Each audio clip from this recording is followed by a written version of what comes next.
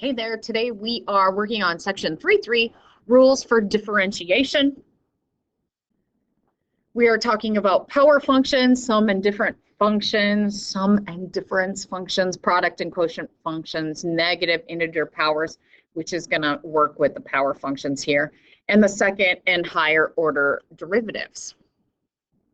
So the first one is this, so if you need it, because I'm just going to kind of go through quickly so I don't have to take too much time, is the constant function. So the derivative of any constant is 0, and if you think about this, derivative is the slope of the line. A constant is a horizontal line, which constantly has a 0 slope. So that's how this one works.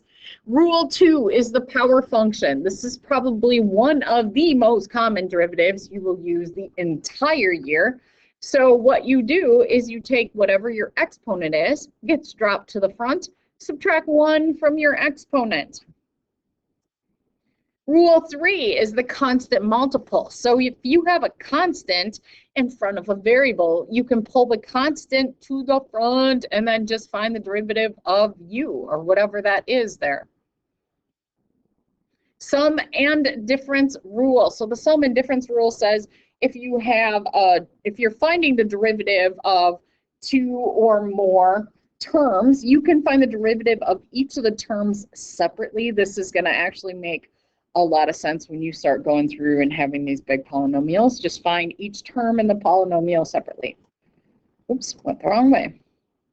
So an example, we are using positive integer powers, multiples, and sum and difference. So we are finding the derivative of this, or we're differentiating it. So we're finding dy dx. So literally look at this term, this term, this term, and that term separately. So Rule 4, it's giving you all these different rules, but basically I'm finding the derivative. I'm going to write right here. Oops. There we go. So dy dx, I am first looking at this guy. So I drop my exponent to the front and subtract 1 from the exponent. Then look at this guy. So it was an addition sign. It's going to stay an addition sign. I drop the exponent to the front. So 2 times 2 is 4. I subtract 1 from my exponent. So it's x to the first. I am doing this one. There's, of course, a subtraction sign in the front. And the derivative, if this is an exponent of 1, I bring 1 down to the front. Subtract 1, I get x to the 0, which is just 1. So oops, that's supposed to be 3 over 4. And then at the bottom here, or the last one, this is a constant, which is 0. So here is my derivative. And if I scroll down, you can see we have same thing. Next, we are just doing another example. Does this curve have any horizontal tangents? And if so, where do they occur? Verify your result by graphing the function. I like verify you result. I didn't type that. So if you have a horizontal tangent, it's going to exist where your slope over your derivative equals 0, because a horizontal tangent, your slope is 0. So we are going to find our derivative of this guy here, and we're going to set it equal to 0 and solve for x, just like it says. So first thing, we're finding the derivative of each part. So the derivative of this, we drop the 4 down to the front, subtract 1. So I got 4x to the third. On this one, it's subtraction. I'm bringing the 2 to the front. So 2 times 8 is 16. Subtract 1. And then so I get x to the first. The derivative of 2 is 0. So this is my derivative. Next, I'm going to take that derivative, set it equal to 0, and solve for x. So factor a 4x out. I, of course, can factor this further. And when I factor that, I get x plus 2, x minus 2. And then I get x is 0, x plus 2, x minus 2. And that is where you have right here. Here, let's see if I can use right here, right here. And right here is where you have horizontal tangents. So if I were to draw a line, it's going to be horizontally tangent at that point. Okay, so Next, we have the product rule. So product rule, if you have two separate differentiable functions, they are being multiplied together, you are going to use this product rule. So you are going to do u times the derivative of v plus v times the derivative of u. So sometimes we also write it like this, so uv. And I just write uv prime plus v u prime, u prime.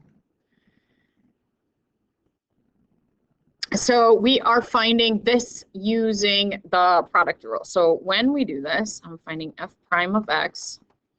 I am going to do the first one times the derivative of the second one. So I'm doing term by term here. So the derivative of the first term is 2x. The derivative of the second term is 0, so I'm done with that.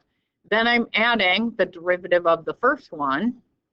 So each term, derivative of that is 0, times x squared plus 3. You want to multiply and then simplify. So that's where we were here. And then the last step, of course, we do the multiplication and combine any like terms that you have. You also could have multiplied at the beginning and then found the derivative of that. I do have students that like that way better. Really, I'm just trying to get you to use the product rule.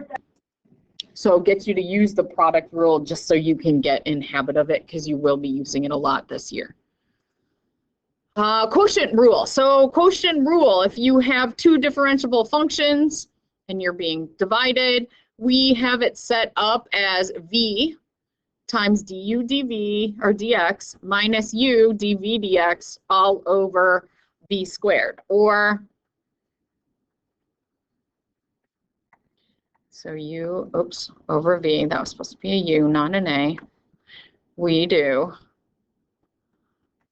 v du minus u dv all over v squared. This is the way I remember it. Low d high, right? Derivative of the high minus high d low all over low squared. And what I mean by high and low is the function that's the high function on the top and the low function on the bottom. So your numerator, your denominator. So here's quotient rule. I'm going to go through using low d high minus high d low. I'll pick a different color. So we got low d high. So my low function times the derivative of the high function minus the high function times the derivative of the low function, 2x, all over the low function squared. And then go through, simplify all the stuff on the top. There's really not much that you can do beyond this. I mean, you can factor your x out, but that's not going to help you with anything. On the denominator, I usually leave it as the denominator squared. It's very rare that actually multiplying that denominator out does anything for you. We have a negative integer power. This is the same thing. Take your exponent, bring it down to the front, subtract 1. Doesn't matter if you have a function of, that's a positive function, right? If we find the derivative here, it's 3x squared. Doesn't matter if your function has a negative exponent. So we are still going to drop our exponent down to the front and subtract 1 from the exponent. It works the same way. Still power rule. So we did this, and what they're talking about here is I rewrite this if I can, so I can use the power rule, because power rule is really easy to use. So I just did this. You're going to bring that -1 to the front, subtract 1 from your exponent, so it looks like this. We are finding the equation of the tangent line, so of course I have that point. I need to find the slope at 1, 1. So I put 1, 1 into my slope finding equation, which is the derivative, and I get a slope of -1, create your line, and there it is. Second and higher order derivatives. So this is the first derivative. We either use y prime, dy dx, f prime of x. These are all the first derivatives with respect to x. But you can do second derivatives. They are written multiple ways. Usually they are written like this one and this, oops, this one. That was a bad circle, sorry. I usually don't use this. I don't think I've ever used this, and I don't think I've ever used that as well. So biggest thing, I use this, and it's just y double prime. If you're going to triple prime, it looks like this. I would do, again, the first one and the last one. And you can write this down if you want, but I don't ever use that stuff. So that is it for this lesson.